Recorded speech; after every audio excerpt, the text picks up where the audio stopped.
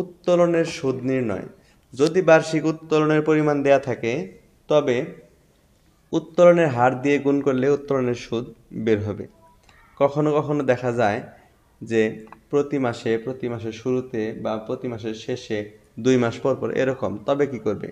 তবে প্রতি মাসের উত্তোলনের পরিমাণকে সুদের হার দ্বারা গুণ করতে হবে। ওকে, গুণফলকে প্রতি মাসের শুরুতে যদি উত্তোলন করে, প্রতি মাসের শুরুতে উত্তোলন করলে 6.5 দিয়ে গুণ করতে হবে।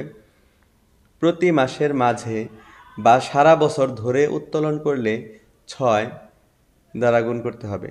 প্রতি মাসের শেষে উত্তোলন করলে 5.5, 2 মাস পর পর উত্তোলন করলে 2.5, 3 মাস পর পর উত্তোলন করলে 1.5 দিয়ে গুণ করতে হবে।